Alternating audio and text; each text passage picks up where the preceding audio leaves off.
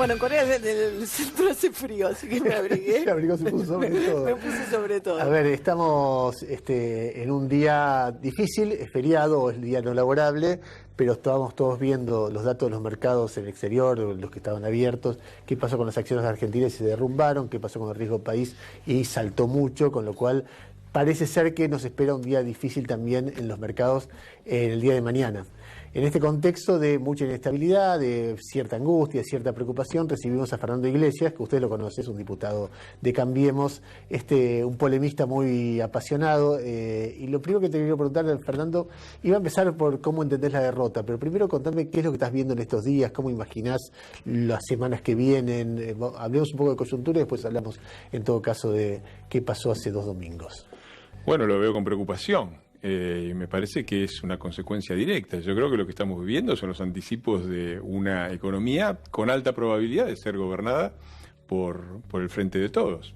Lo que pasó el lunes es muy evidente, ¿no? Se cayeron, está esta operación, me parece muy berreta por parte de Redrado de adjudicarle la culpa a Sandleris por no haber parado el dólar, pero la verdad es que no es que se devaluó el dólar, se devaluó el dólar, las empresas, los bancos y cayeron los bonos. El ajuste, la caída del dólar era imposible de parar y justamente un acto de responsabilidad de este gobierno es que no queremos dejar si nos toca dejar el Banco Central, no queremos dejar el Banco Central vaciado de reservas como lo recibimos, con saldo negativo. Entonces, lo que pasa hoy es lo mismo, porque por un lado el tono de Felipe, el tono del propio Alberto, que habla con el presidente, es formalmente amistoso y me parece que está bien así.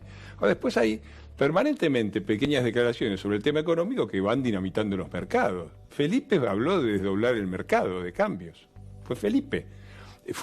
Ayer vos decís que fue un error. Para mí no es un error cuando en el medio de esto sale Alberto Fernández a decir, bueno, con los propietarios, bueno, vamos a tener que hablar uno a uno. Nielsen lo hizo muy bien, cualquiera sabe que Nielsen fue en el 2005 el que hizo el Pagadiós, un Pagadiós que aparentemente había ahorrado 40.000 millones de dólares, la mitad de los cuales se nos fueron en pagar los bonos atados al crecimiento y la otra mitad se nos fue en el juicio de los holdouts que tuvo que pagar este gobierno. Ahora, cuando vos nombrás al demonio, ¿qué van a hacer los mercados? Si vos nombrás a Nielsen, los bonos saltan. Cualquiera entiende eso. Es Máximo el que le preguntan a Auditorio Camporista, ¿ustedes qué creen? ¿Que hay que pagar la deuda? No, ¿qué le van a decir? Sí, Máximo.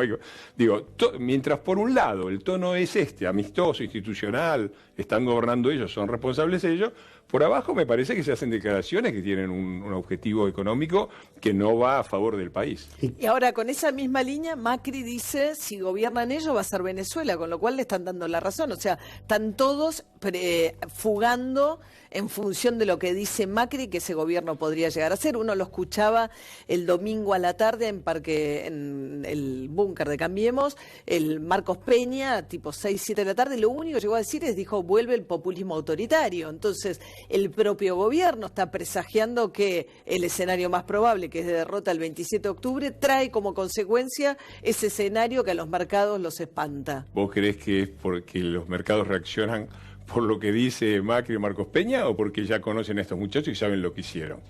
Porque es muy fácil. Yo lo escuchaba a Alberto Fernández con una línea de razonamiento muy parecida a la tuya. Decía, bueno, no me echen la culpa de Venezuela. Yo le contesté, se lo digo ahora de nuevo, supongo que alguien se lo puede alcanzar. Es muy fácil que se desprendan de Venezuela. Por favor, salga y diga, la de Venezuela, la de Maduro, es una dictadura asesina. Porque lo es. Dijo una cosa... No dijo nada de eso. Dijo, bueno, aceptó... Yo vi el programa, si te referís a ustedes, le dijeron 2 o 3 cosas y dijeron, bueno, sí, porque acá, porque el informe Bachelet, que diga claramente, no vamos a hacer Venezuela y la de Maduro es una dictadura asesina. Sale el Partido Justicialista a criticar a Bolsonaro que se mete en la política argentina. No a criticar a Bolsonaro, a pedir a la Cancillería que intervenga por la intervención de Bolsonaro. Ahora, Diosdado Cabello, el segundo de Venezuela, le dice a Alberto Fernández, no te creas que ganaste porque sos vos, cuidado con lo que vas a hacer y qué sé yo. En todo caso, en reacción a la crítica que había hecho Alberto Fernández al régimen de Maduro. No tiene nada que decir. Pero suponiendo que fuese... no tiene nada que decirle a Diosdado Cabello, porque nos dice siempre, el presidente voy a ser yo. Me parece una mínima respuesta. Diosdado Cabello, el presidente voy a ser yo, listo. Silencio absoluto. Es fácil despegarse de Venezuela, hay que decir la verdad. Es una dictadura asesina que reprime y que ha causado miles de muertos, como está en los informes internacionales. ¿Y entonces? Si Y no, entonces me parece que ellos claramente causan miedo por un montón de cosas. Mira, yo estaba pensando... ¿causan miedo o desestabilizan por atrás? Porque son dos argumentos distintos. No, son dos argumentos distintos de la misma orden, ¿no? Me parece que, repito, el tono es amistoso, obviamente no quieren aparecer, invocando... a ver, anticipándome a tu pregunta sobre qué es lo que pasó, porque me parece que es importante. Yo insisto, creo que haber sido, no sé si el primero, pero los primeros que dije, el 32% de Juntos por el Cambio es un tercio, es más, es 1 millón de votos más de las PASO anteriores, y en el contexto económico en el que estamos, reafirman una voluntad muy clara de un tercio de la ciudadanía argentina de apostar por la República. Y eso nosotros lo vamos a defender con uñas y dientes. Si nos toca estar en el gobierno otra vez, en el gobierno, y si no, en la oposición. Ahora, la nota nueva que hay es la distancia. La distancia es justamente por la extraordinaria elección que ha hecho el Frente de Todos. Que yo tengo la esperanza que haya vaciado todos los votos. Me parece difícil que puedan crecer por arriba de eso, pero eso lo decidirán los ciudadanos argentinos. Pero lo esencial de ahí es toda una serie de temas que responden a la pregunta de cómo es posible.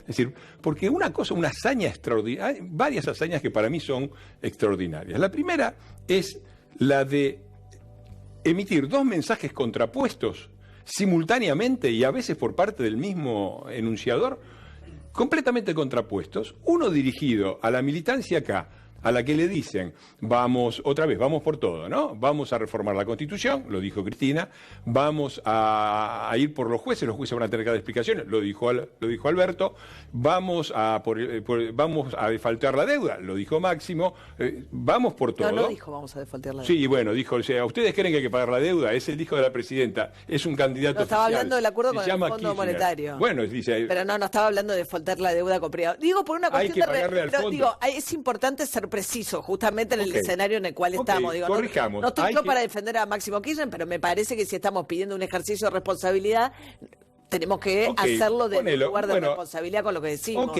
sí, está bien. Digo, el que dijo básicamente que vamos a un default de deuda si me corrijo, no fue Máximo, fue Alberto, candidato a presidente, que dijo, bueno, con cada uno de los bonistas vamos a tener que hablar uno a uno, se va a encargar Nielsen, que fue el que anteriormente hizo una reestructuración voluntaria que consistía en te pagamos el 30% o no te pagamos nada. Bueno, si eso no es faltar la deuda, yo no sé qué es. Máximo lo que dijo es, ¿hay que pagarle al fondo? No hay que pagarle al fondo. Bueno, todo ese discurso va dirigido a fidelizar a la militancia kirchnerista. Por el otro lado, a veces los mismos dicen exactamente todo lo contrario. Dicen, no, quédense tranquilos, vamos a pagar todo, vamos a hacer esto, vamos a hacer lo otro, no vamos a tocar la justicia, no vamos a perseguir periodistas. Los dos mensajes llegan y convencen, sin que nadie se pregunta, que una de los dos es falso, van a hacer esto o van a hacer lo otro. Y por ahí entonces, eso es una cosa que solamente se entiende en la devastación cultural que causó el populismo en todos estos años, ¿no? Otra hazaña para mí es que quieran convencernos de que va a gobernar Alberto.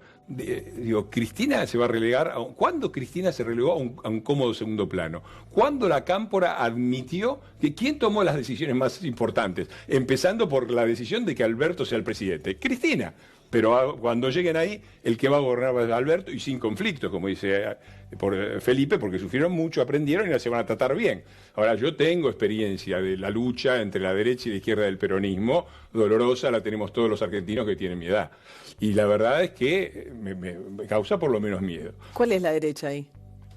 Bueno, se supone la derecha. Bueno, no es tampoco Montoneros AAA tampoco las diferencias, digamos. Bueno, que admitamos que estamos que en no un paralelismo entre... No espero que se agarren a tiros en Ezeiza. Si tampoco es la AAA versus Montonero, digamos. Eso. Hay no dos es fracciones. unos paramilitares, no son dos que están al margen de la ley en este momento. No, son dos que están dentro de la ley. Uno tiene un programa económico, político de un tipo y otro enuncia otro. Completamente imposibles de juntar en ningún punto. Y parece que se van a poner de acuerdo y no se van a pelear y van a aplicar los dos a la vez. Es fantástico. Van a pagar la deuda, pero no. Van a perseguir periodistas, pero no. Va a haber...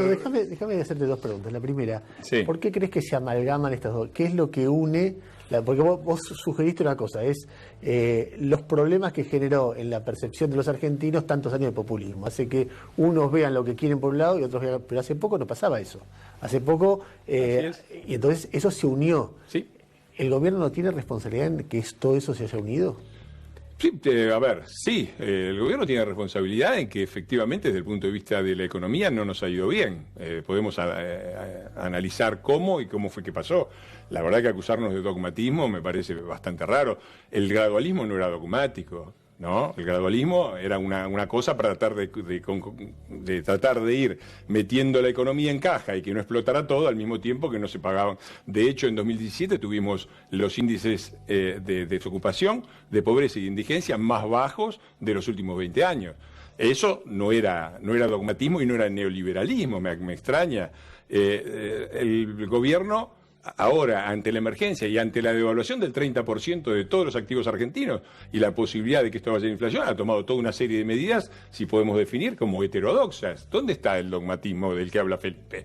Me parece raro. Felipe, que acusa a los demás de neoliberales, él era un funcionario de Menem, empezó la política importante con Menem. Digo, me parece que este tipo de cosas, este tono amistoso, pero que en los contenidos, ¿cuál dogmatismo? El gobierno no ha tenido ningún dogmatismo, ha hecho lo que ha podido con una circunstancia que combinaba tres elementos muy difíciles para la economía, porque no es que, porque Macri sabía gobernar en Buenos Aires, no sabía gobernar acá. A ver, no es eso, es decir, yo te propongo que lo miremos desde otro punto de vista, porque este gobierno, en todas las cosas que dependían básicamente del gobierno, ha sido muy exitoso. En energía, muy exitoso. En infraestructura, muy exitoso. En justicia, en lucha contra el narco, en energías renovables, en parques nacionales, en todo lo que dependía básicamente del gobierno, muy exitoso. Y resulta que en economía somos tarados.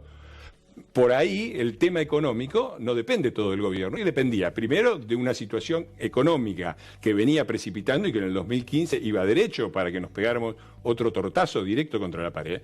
Segundo, una situación internacional que empeoró muy rápidamente, tanto desde el punto de vista de los precios de la soja, de las tasas internacionales, de los conflictos entre...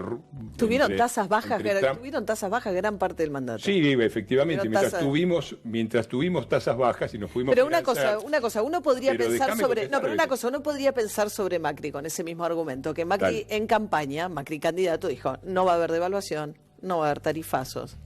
Todo lo que Macri dijo que no iba a ocurrir, ocurrió.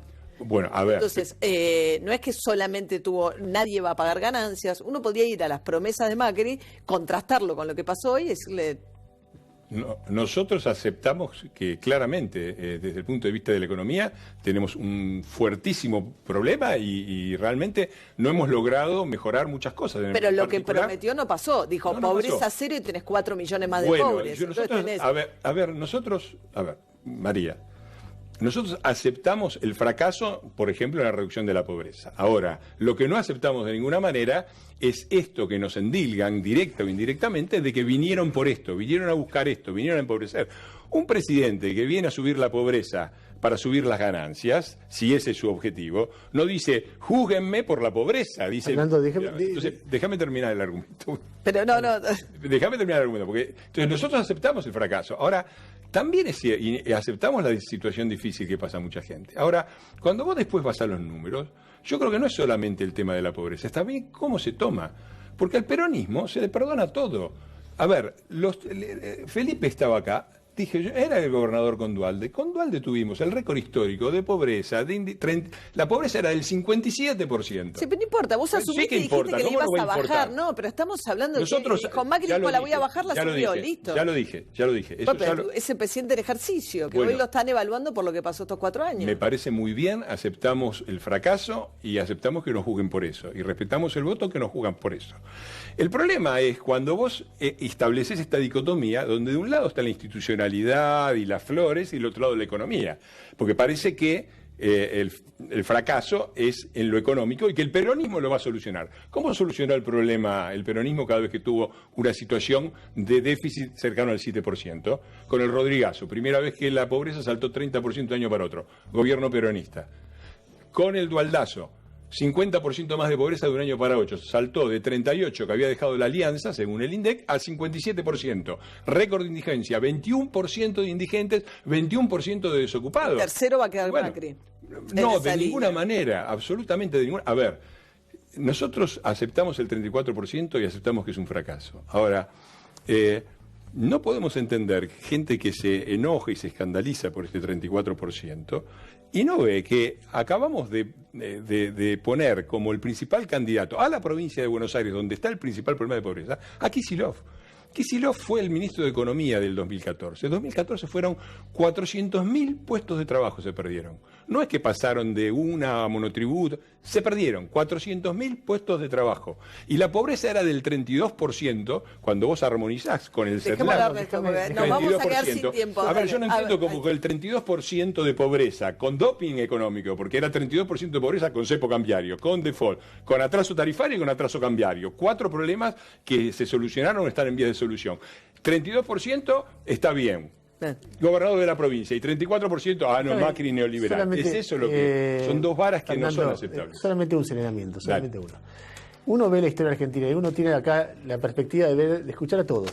Lo que vos viste en este programa que estuvo Felipe, vos mañana vas a ver otro, y todo el tiempo uno vive escuchando gente.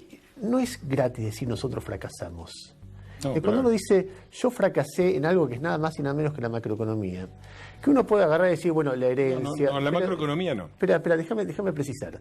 Si uno agarra y establece una estrategia económica, por lo que fuere, por el mundo, por la herencia, porque son mis convicciones, que se apoya en una carrada de deuda a corto plazo y alto interés, muy probablemente en algún momento, por cualquier cosa, porque eso ya refleja una fragilidad, todo el mundo ve, che, este está tomando mucha deuda, está pagando mucho interés, es evidente que es frágil, pasa algo, una chispita, rajemos. Turquía, no sé, una elección derrotada, lo que fuera. En el 2008 fue Turquía, en el 2018 más... ¿Cuál era la alternativa de eso? Te pregunto a vos. ¿Qué había que hacer?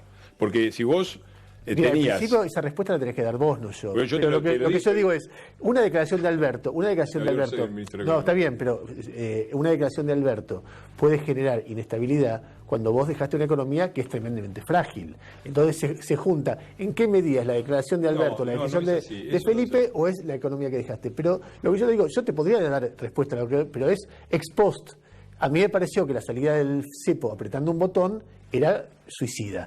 Y lo dijo gran parte de la intelectualidad económica, política, empresaria. Dice, cuidado, porque se te van a ir y no van a venir, vas a tener que pagar intereses para que vengan. Me pareció que el plan de reducción de la inflación, de la meta de inflación, en ese contexto de suba de tasas y de suba y de evaluación, era imposible de cumplir, te obligaba a poner tasas altas. Me pareció que eso volvía a ser el juego financiero. Mirá, todo eso me pareció. Y termina como termina. Entonces vos me decís, bueno, pero es deuda deuda o ajuste. No es deuda o ajuste, es cómo vas manejando un complejo sistema de relojería para no romperlo o no romperlo más. ¿Cómo lo manejaron los muchachos? Porque vamos al punto. El gobierno heredó 7% de déficit fiscal, ¿sí? Y un banco central que tenía reservas negativas, ¿me entendés? Entonces, no había forma. O vos haces un ajuste como el que pedían Expert y todavía siguen reclamando Expert y empezás a echar gente y a bajar el gasto y que se arreglen, esa era una posibilidad. Por muchos motivos el gobierno no hizo eso. O tenías que financiarlo, ese déficit.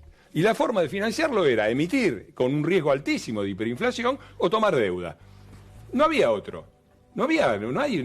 Entonces el problema de la Argentina es que siempre estamos en el día de la marmota, siempre estamos en una situación donde el peronismo es hegemónico, es el sentido común de la política argentina, gobierna siempre hasta que se les queman los papeles y te dejan una bomba de tiempo. Perdón, nos quedamos sin tiempo. Ya pasó infinitamente. Hablando de bomba de tiempo. Pasó con Menem.